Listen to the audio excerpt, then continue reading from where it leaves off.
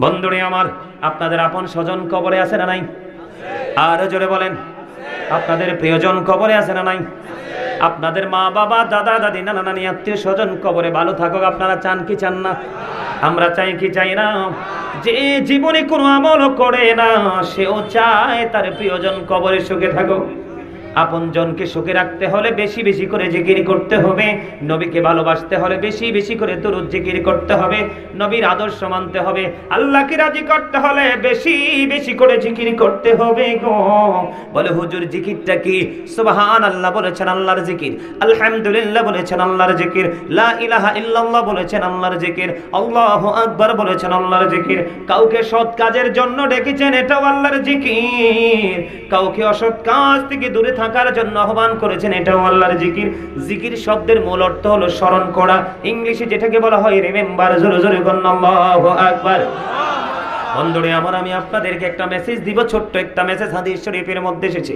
আমার নবী সাহাবায়ে কেরামদেরকে নিয়ে হাঁটতে শুরু করলেন। হাঁটতে হাঁটতে হাঁটতে হাঁটতে কিছু দূর গেলে নবীজি হঠাৎ করে দাঁড়িয়ে গেলেন। নবীজি যখন দাঁড়িয়ে গেল, বন্ধু সাহাবায়ে কেরাম প্রশ্ন করলেন, চিন্তায় পড়ে গেলেন। নবীজি বিরামহীন গতিতে হাঁটছেন, কিন্তু এখন কেন প্রাণে নবী হুট করে দাঁড়িয়ে গেল? আমার নবী যা দাঁড়িয়ে গেলেন, তিনি দাঁড়িয়ে থাকা অবস্থায় তিনি দেখতে পাইলেন যেখানে দাঁড়িয়েছেন পাশে গোরস্থান, ওই গোরস্থানের মধ্যে বন্ধু কবর আযাব চলতেছে। আমার নবী কি করলেন? খেজুরের ডাল ভাঙলেন, খেজুরের ডাল ভেঙে ডালটাকে দুইটা টুকরা করে, যেই দুইটা কবরের উপর আযাব চলতেছে, কবরের ভিতরে দুইটা কবরের উপর বন্ধু ডাল দুইটা টুকরো করে গেড়ে দিলেন। এবার সাহাবায়ে কেরাম সঙ্গীরা প্রশ্ন করলেন, ইয়া রাসূলুল্লাহ, ইয়া হাবিবাল্লাহ, নবী গো, ও প্রাণের নবী, আপনি কেন গো খেজুরের একটা ডাল দুই টুকরা করে দুই কবরের মধ্যে গেড়ে দিলেন? এবার আমার নবী, আপনার নবী সরকারে মদিনা ইমামুল মুরসালিন, তিনি বললেন, দুইটা কবরের মধ্যে আযাব চলতেছে, আমি নবী দেখতে পেয়েছি। দুইটা খেজুরের ডাল দুই টুকরো করে আমি কবরের মধ্যে গেড়ে দেওয়ার কারণ হলো যতক্ষণ পর্যন্ত এই ডালগুলো সবুজ থাকবে ততক্ষণ আল্লাহর জিকির করবে, আর ওই জিকিরের বদৌলতে কবরবাসীর কবর আযাব আমার আল্লাহ কিছুটা হলো মুক্ত করে দিবে। জিকিরের লাভ না লস?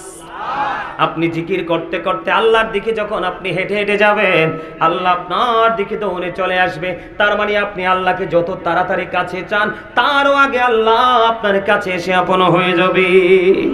জোরে জোরে বলেন না সুবহানাল্লাহ। এই ট্রেনিংটা নিতে হলে আপনাকে কোথায় যেতে হবে? ট্রেনিং সেন্টারে, টিচিং প্রফেশনে যারা আছে টিচারদের কাছে, ঠিক কিনা বলেন? আরো জোরে। এই যে আমি এতগুলো বললাম, কোরআন ও হাদিস থেকে সবগুলো তথ্য দিয়েছে কে? আপনার আমার প্রাণের নবী। যদিও আল্লাহর অর্ডার, আল্লাহকে আমরা কেউ দেখিনি, দেখবো না।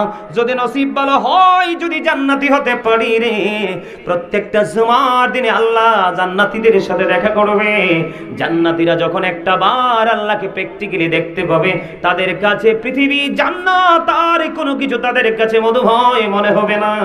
তাদের কাছে সবচেয়ে শ্রেষ্ঠ মধু মনে হবে তার স্রষ্টাকে।